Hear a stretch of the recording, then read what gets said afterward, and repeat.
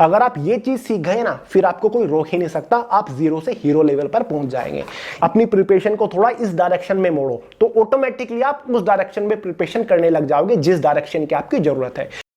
Hey guys, this is Sonu Alawat और आज का ये वीडियो स्पेशल उन एस्पिरेंट्स के लिए है जो किसी भी कॉम्पिटिटिव एग्जाम की प्रिपरेशन स्टार्ट करना चाहते हैं, या फिर जो एस्पिरेंट कॉम्पिटिटिव एग्जाम की प्रिपरेशन काफी टाइम से कर रहे हैं लेकिन अभी तक सक्सेस उनके हाथ नहीं लगी, मतलब किसी कॉम्पिटिटिव एग्जाम को क्लियर नहीं कर पाए। देखिए दोस्तों, आगे इस वीडियो में हम बात करने वाले हैं how to start preparation for any competitive exam from zero level, यानी कि जीरो से हीरो लेवल पर आप कैसे जा सकते हो, बहुत ही कम टाइम में किसी भी एग्जाम को कैसे आप क्रैक कर सकते हो।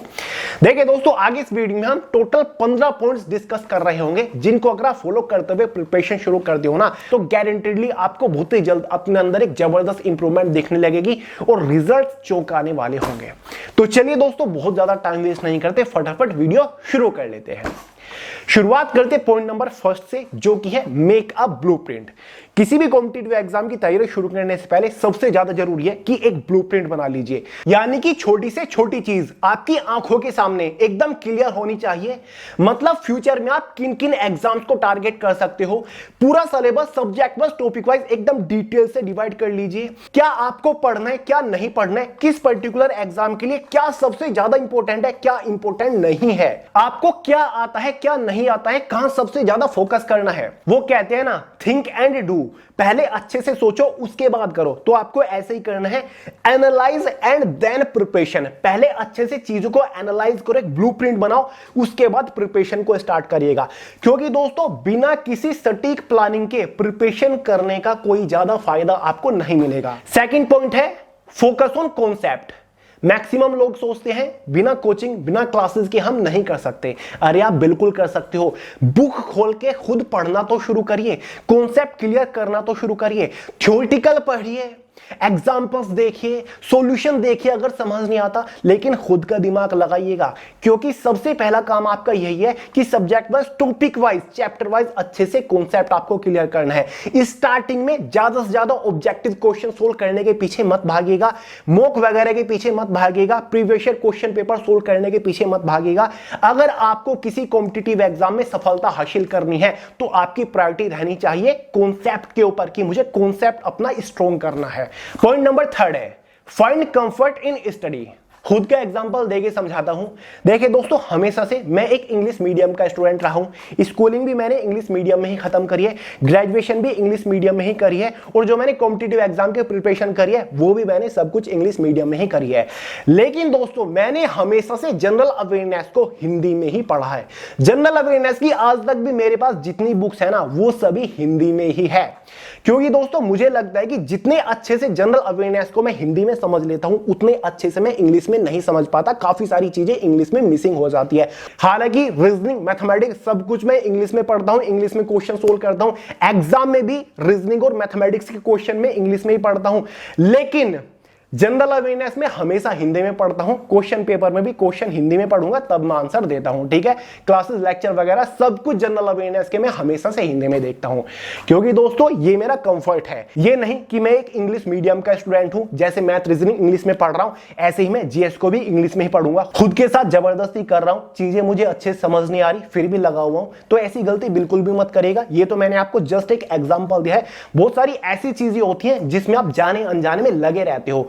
तो हर एक चीज में अपना कंफर्ट ढूंढिएगा, जहां पर चीजें आसान हो सके, चीजों को मुश्किल मत बनाइएगा। काफी सारे स्टूडेंट्स में एक और कमी होती है, कोचिंग क्लासेस में गए हुए हैं, कोई क्वेश्चन आ रहा है दिमाग में, चीजें समझ नहीं आ रही है, तो टीचर से नहीं पूछते। तो यार बिंदास खड़े होइए क्लास के बीच में और टीचर से डाउट करिए। जितने ज्यादा डाउट करोगे उतना ज्यादा इंटेलिजेंस लेवल आपका बढ़ेगा। पॉइंट नंबर 4 है मेंटेन इजी नोट। जब आप प्रिपरेशन करना शुरू करोगे ना, तो सब्जेक्ट वाइज, टॉपिक वाइज बहुत ही डिटेल्ड से आपको नोट्स मेंटेन करने हैं, एकदम आसान भाषा में, जितने ज्यादा सिंपल हो सके, जितने ज्यादा बेहुदा तरीके से आप नोट्स बना सको। बेहुदा तरीके से वो होता है ना कि अपने कंफर्ट जोन में, कि हाँ इस तरीके से मैं लिख रहा हूं, ऐसे मुझे चीजें समझ आ रही है, बिल्कुल एकदम खुले हुए तरीके से आपको नोट्स मेंटेन करते हुए चलना है। इसका बड़ा बेनिफिट ये भी है कि एग्जाम से जस्ट 1 घंटा पहले आप पूरे सिलेबस को अच्छे से कवर कर सकते हो, और वो आप कवर कर पाओगे, जो कि बहुत ज्यादा इंपॉर्टेंट है। तो टारगेट आपको ये बनाना है कि आज मुझे ज्यादा से ज्यादा नोट्स बनाने हैं, जितनी ज्यादा चीजें हो सके उतनी आपको नोट डाउन करते हुए चलना है। इससे रिटेंशन पावर बढ़ती है, यानी कि जो याद रखने की क्षमता है ना वो आपकी बढ़ जाती है। चीजें आप इजीली नहीं भूलते जब आप खुद के हाथ से उसको नोट डाउन कर लेते हो। पॉइंट नंबर 5 है मेक क्वेश्चंस बाय योरसेल्फ। मान के चलिए आप हिस्ट्री का कोई टॉपिक पढ़ रहे हो, आपने पढ़ के खत्म करा, थ्योरेटिकल आपने पढ़ लिया या फिर लेक्चर वगैरह आपने देख लिए, तो उसको ऐसे मत छोड़िए। जितना ज्यादा हो सके उस पर्टिकुलर टॉपिक से खुद क्वेश्चंस बनाने की कोशिश करिए कि भाई ये टॉपिक मैंने पढ़ लिया, इस टॉपिक से किस किस टाइप के क्वेश्चंस बन सकते हैं, एग्जाम में कैसे कैसे क्वेश्चंस पूछे जा सकते हैं।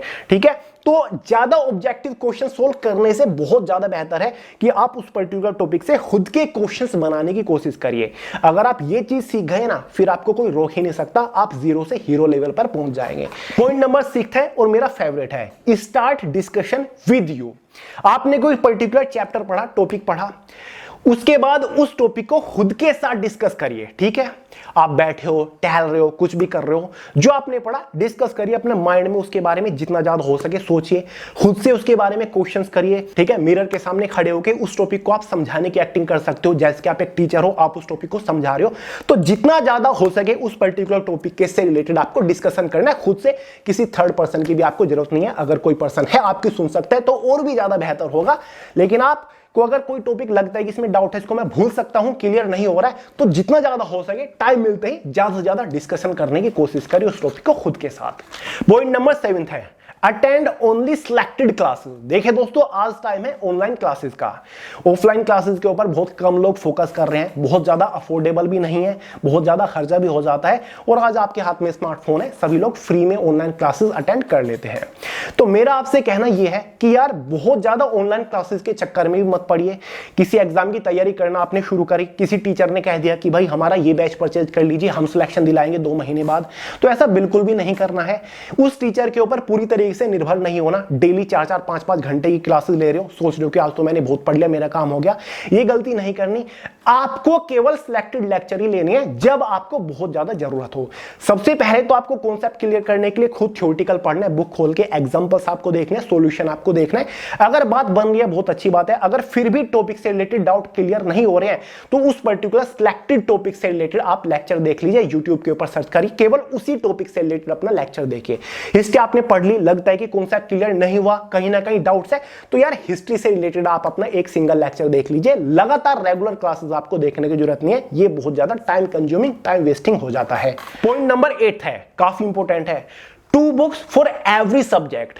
ये काफी इंपॉर्टेंट और इंटरेस्टिंग रूल है। हर एक सब्जेक्ट की प्रिपरेशन करने के लिए आपके पास हमेशा 2 अलग अलग पब्लिकेशन, अलग अलग ऑथर की बुक होनी चाहिए। मैथमेटिक्स की 2 अलग अलग बुक आपके पास होनी चाहिए, जनरल अवेयरनेस की 2 अलग अलग बुक आपके पास होनी चाहिए, रीजनिंग की 2 अलग बुक होनी चाहिए, इंग्लिश की 2 अलग अलग बुक होनी चाहिए। इससे बेनिफिट क्या होगा?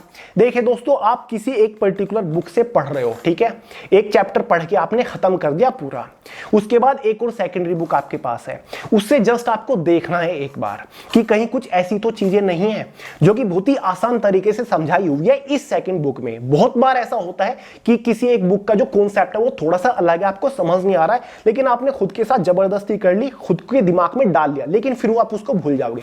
लेकिन दूसरी बुक में उसी पर्टिकुलर चीज को बहुत ही अच्छे तरीके से, सुलझे हुए तरीके से समझा रखा है, जिसको आप बहुत ही आसानी से समझ सकते हो। एक पर्टिकुलर बुक में बहुत ही लिमिटेड क्वेश्चन दे रखे हैं, दूसरी बुक में ज्यादा क्वेश्चन दे रखे हैं, उसी पर्टिकुलर टॉपिक से मैक्सिमम टाइप के क्वेश्चन दे रखे हैं, तो इससे कॉन्सेप्ट थोड़ा सा और बेहतरीन तरीके से क्लियर हो जाता है। ठीक है, बुक्स आपको हमेशा स्विच करते रहनी चाहिए। अगर आपने किसी एक पर्टिकुलर एग्जाम के लिए एक पर्टिकुलर बुक से प्रिपरेशन कर ली, तो दूसरे एग्जाम के लिए दूसरी बुक से आपको ट्राई करना चाहिए, क्योंकि दोस्तों टाइम बहुत ही फास्ट चल रहा है। जब तक आप दूसरी बुक खोल के नहीं देखोगे, आपको पता कैसे चलेगा कि भाई और कितने टाइप के क्वेश्चंस इस पर्टिकुलर टॉपिक से बन रहे हैं। नए क्वेश्चंस के ऊपर तो आपने प्रैक्टिस करी ही नहीं, एक ही सिंगल बुक से बार बार प्रिपरेशन करे जा रहे हो। ठीक है, तो मेरे हिसाब से आपको ऐसा करना चाहिए, मैं तो हमेशा करता हूं। जनरल अवेयरनेस के लिए भी मेरे तो पास पता नहीं 30-40 कितनी बुक होंगी, क्योंकि मेरे तो खुद की लाइब्रेरी है। ठीक है, क्योंकि काफी सारी, जब भी मैं कोई लेक्चर आपके लिए प्रिपेयर कर रहा होता हूं ना, बहुत ही अच्छे से आपको समझा रहा होता हूं, तो 8-10 बुक मेरे सामने खुली होती हैं, जो बेस्ट एक्सप्लेनेशन होती है ना किसी पर्टिकुलर टॉपिक से रिलेटेड, वो मैं ढूंढ के निकालता हूं, तब जाके वो मैं आपको प्रोवाइड कराता हूं, ताकि चीजें बहुत ही आसान आपको समझ आ जाए। ठीक है, तो फोकस आपको इजी के ऊपर करना है और फास्ट के ऊपर करना है कि किसी पर्टिकुलर टॉपिक को आप अच्छे से समझ जाओ। पॉइंट नंबर 9 है analyse all competitive exam question paper. देखिए दोस्तों, आपको छोटे से छोटा, बड़े से बड़ा कॉम्पिटिटिव एग्जाम के क्वेश्चन पेपर को अच्छे से एनालाइज करना है। भले आप एसएससी सीएचएसएल किसी 12 बेस्ड कॉम्पिटिटिव एग्जाम की तैयारी कर रहे हो, लेकिन अगर एसएससी सीजीएल का एग्जाम हुआ है तो आपको उस क्वेश्चन पेपर को भी एनालाइज करना चाहिए, चाहे वो फिर यूपीएससी का ही क्यों ना हो। आप एमटीएस की तैयारी कर रहे हो तो भाई आप यूपीएससी, सीएपीएफ, एसी के एग्जाम को भी एनालाइज करके देखिए। यहां से आपको पता चलेगा कि भाई एग्जामिनर की सोच का पता चलेगा, किस टाइप के एग्जाम में किस लेवल के क्वेश्चंस पूछे जा सकते हैं, किस पर्टिकुलर टॉपिक से किस लेवल के क्वेश्चंस बन सकते हैं, किस बेसिस से क्वेश्चंस पूछे जा सकते हैं। आपको अपने लेवल का पता चलेगा कि भाई मैं कहां पर स्टैंड करता हूं। ये नहीं कि आप खुद ही प्रिपरेशन करे जा रहे हो, आपको पता ही नहीं कि भाई कॉम्पिटिटिव एग्जाम में किस लेवल के क्वेश्चंस पूछे जा सकते हैं। आपका माइंड उस क्वेश्चन पेपर को एनालाइज करने के बाद ऑटोमेटिकली आपकी प्रिपरेशन को उसी तरफ मोड़ देगा। वो आपको सिग्नल देगा कि भाई अभी प्रिपरेशन में कमी है, अपनी प्रिपरेशन को थोड़ा इस डायरेक्शन में मोड़ो, तो ऑटोमेटिकली आप उस डायरेक्शन में प्रिपरेशन करने लग जाओगे जिस डायरेक्शन की आपकी जरूरत है। आप एसएससी एग्जाम्स की तैयारी कर रहे हो तो रेलवे के सभी प्रीवियस ईयर क्वेश्चन पेपर को एनालाइज करो। ये नहीं कह रहा हूं कि मैं एक एक क्वेश्चन को बहुत ही शिद्दत से सोल्व करने बैठ जाऊं, जस्ट आपको एनालाइज करना है, ठीक है। मैथमेटिक्स के क्वेश्चंस किस तरीके से पूछे जा रहे हैं, क्वेश्चन आपने पढ़ लिया, सॉल्व करने की कोशिश करी, क्वेश्चन को माइंड में इमेजिन करा, जीएस के क्वेश्चंस आपने पढ़ लिए, ठीक है। इतना करने से ही माइंड को एक प्रॉपर डायरेक्शन मिल जाती है और माइंड उसी वे में चलने लग जाता है आपका। इससे प्रिपरेशन बहुत ही बेहतरीन आपकी हो जाएगी, ठीक है। तो भले आप किसी भी एग्जाम की तैयारी कर रहे हो, तो जितने भी कॉम्पिटिटिव एग्जाम है सभी को आपको एनालाइज करते हुए चलना चाहिए। पॉइंट नंबर 10 है और मोस्ट इंपोर्टेंट है, केवल बिगिनर्स के लिए नहीं, हर एक टाइप के एस्पिरेंट के लिए बहुत ज्यादा जरूरी है और काफी सारे लोग इसी में ढील कर देते हैं। देखिए दोस्तों, एक प्रॉपर रिवीजन बहुत ज्यादा जरूरी है प्रिपरेशन को एनहेंस करने के लिए, एक पावरफुल परफॉर्मेंस के लिए एग्जाम में। काफी सारे लोग 2-3 महीना प्रिपरेशन में लगे हुए हैं और एग्जाम देने चले गए, रिवीजन के ऊपर फोकस ही नहीं किया। जो परफॉर्मेंस आनी चाहिए थी एग्जाम में वो सब बेकार है, 2-3 महीने की मेहनत बेकार हो जाती है। तो दोस्तों, प्रॉपर टाइम टू टाइम आपको रिवीजन के ऊपर फोकस करना पड़ेगा। रिवीजन करने की भी एक स्ट्रेटजी होती है 1, 3, 7, 11, 21 और 35। यानी कि आपने कुछ पढ़ा, उसको नेक्स्ट डे, एक दिन बाद अच्छे से रिवाइज करा, फिर 3 दिन बाद रिवाइज करा, फिर 7 दिन बाद, 11, 21 और 35। अगर आप इस तरीके से प्रिपरेशन करते हुए चलते हो ना, उस पर्टिकुलर टॉपिक को आप कभी भी नहीं भूलोगे। मैं तो ये कहता हूं, दिन में आज जो आपने पढ़ा, शाम को सोने से पहले वो आपको अच्छे से रिवाइज करना है। अगले दिन जब आप प्रिपरेशन करना शुरू करोगे, जो आपने पहले दिन पढ़ा था उसको अच्छे से रिवाइज करना है। हफ्ते भर, वीक में एक दिन ऐसा भी रखिए, जो आपने पूरा हफ्ते पढ़ा उसको अच्छे से रिवाइज करिए, फिर महीने में उसको अच्छे से रिवाइज करिए। तो रिवीजन के ऊपर आपको फोकस करना है। जब भी कोई पर्टिकुलर एग्जाम आपको होता है, एडमिट कार्ड आते ही कुछ भी नया पढ़ना आपको छोड़ देना चाहिए, ठीक है।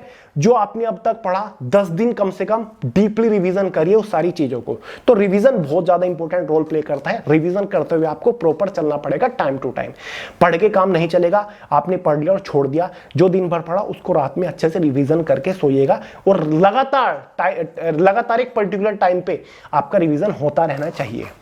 पॉइंट नंबर 11 है, स्पेशली मैथ्स और रीजनिंग के लिए है ये, क्योंकि यहां पर हम कॉम्पिटिटिव एग्जाम की प्रिपरेशन के बारे में बात कर रहे हैं, तो मैथ्स और रीजनिंग सब्जेक्ट तो इंपॉर्टेंट है ही। काफी सारे लोग बोलते रहते हैं कि भैया मैथ्स को कैसे इंप्रूव करें, मैथ्स में मैं वीक हूं या फिर रीजनिंग में मैं वीक हूं। देखिए, सिंपल 2 रूल हैं और ये प्रायोरिटी पे आपको रखने हैं। बाकी जिस तरीके से आप प्रिपरेशन कर रहे हैं करते रहिए।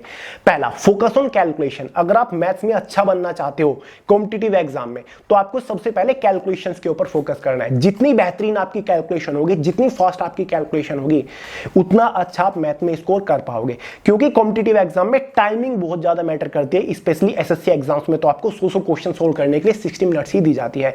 तो कैलकुलेशंस को फास्ट करने के लिए डेली 30 मिनट्स का आप सेशन रख सकते हैं, जहां पर आपको केवल और केवल कैलकुलेशंस को टाइम देना है।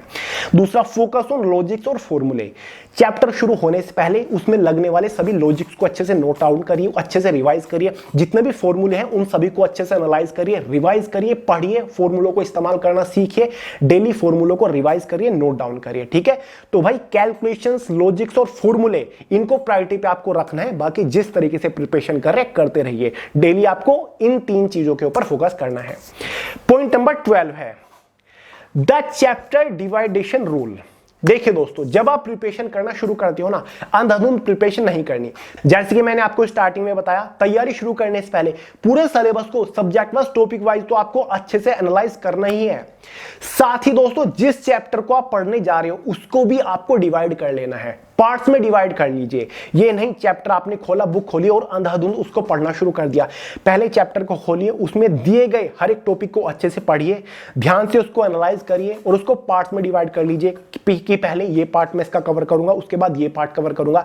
एग्जाम्पल के तौर पर मान के चलिए मैथमेटिक्स के अंदर परसेंटेज प्रतिशत है, तो भाई इस चैप्टर के अंदर भी आपके 8 से 10 टाइप के क्वेश्चंस बनते हैं, तो भाई 8 से 10 पार्ट में इसको डिवाइड कर लीजिएगा कि पहले भाई इन सभी टाइप के क्वेश्चंस से रिलेटेड कॉन्सेप्ट क्लियर करूंगा, एक टाइप के क्वेश्चंस को बार बार सोल्व करके देखूंगा, उसके बाद दूसरे टाइप के क्वेश्चन से रिलेटेड अपना डाउट क्लियर करूंगा, उसके बाद तीसरे। ठीक है, ऐसे ही पढ़ना है।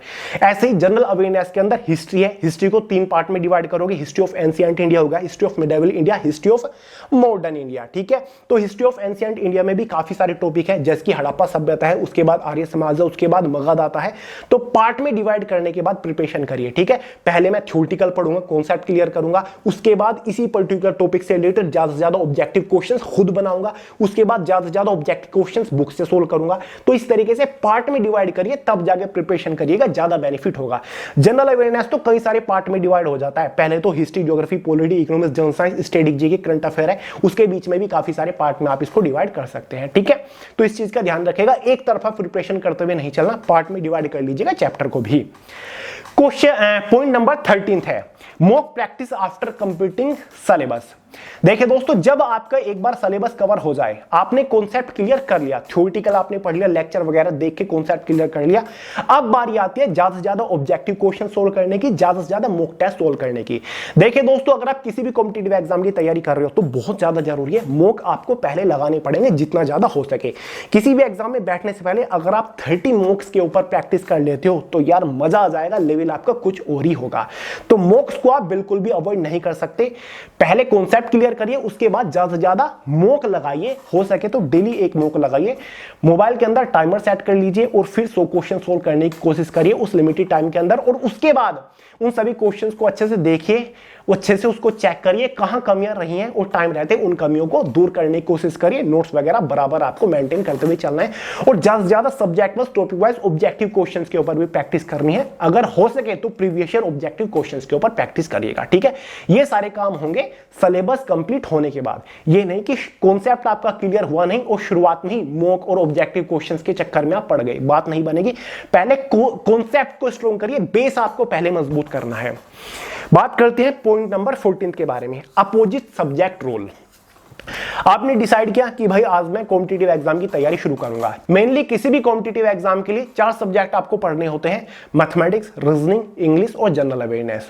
अब ये नहीं करना कि एक दिन में चारों ही सब्जेक्ट को आपने 2-2 या फिर 1-1 घंटा दे दिया, या फिर पूरा दिन आप केवल एक ही सब्जेक्ट पढ़ रहे हो, या फिर एक दिन में आपने रीजनिंग और मैथ्स को पढ़ लिया, अगले दिन आपने इंग्लिश और जीके को पढ़ लिया। ये गलती नहीं करनी, ये है एक अपोजिट सब्जेक्ट रूल।